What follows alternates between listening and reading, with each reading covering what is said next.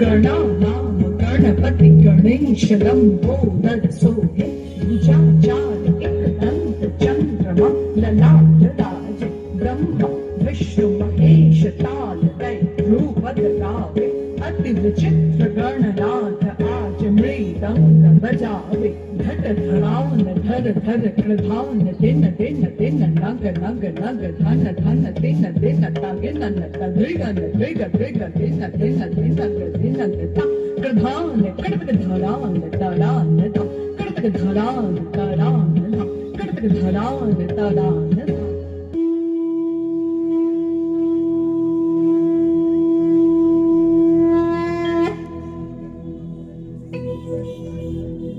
वक्रतुंड महाकाय सूर्यकोटि समप्रभ निर्विघ्नं कुरु मे देव सर्वकार्येषु सर्वदा।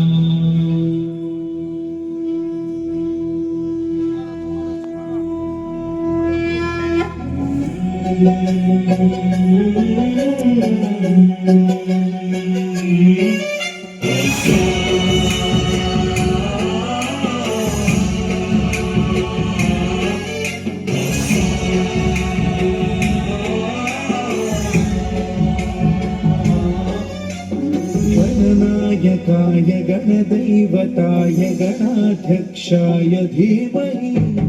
गुणशरीराय गुणमण्डिताय गुणेशानाय धीमहि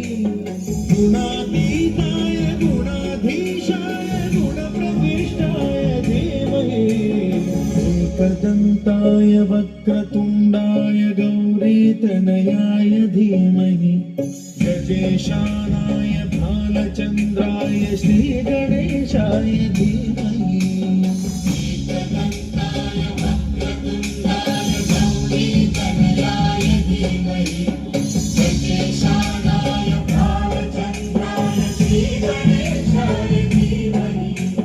गानचतुराय गानप्राणाय गानान्तरात्मने गानोत्सुकाय गानमत्ताय गानोत्सुकमनसे गुरुपूजिताय गुरुदैवताय गुरुकुलस्थायिने गुरुविक्रमाय गुह्यप्रवराय गुरवे गुणगुरवे गुरुदैत्यगणक्षेत्रे गुरुधर्मसदाराध्याय गुरुपुत्रपरित्रात्रे गुरुपाखण्डखण्डकाय गीतसाराय गीततत्त्वाय गीतगोत्राय धीमहि गूढगुल्फाय गन्धमत्ताय गोजयप्रदाय धीमहि गुणातीताय गुणाधीशाय गुणप्रविष्टाय धीमहि सर्वराजाय गन्धाय सर्वगानश्रवणप्रणयिने गुणवते गणपतये एकदन्ताय वक्रतुण्डाय गौरीतनयाय धीमहि गजेशानाय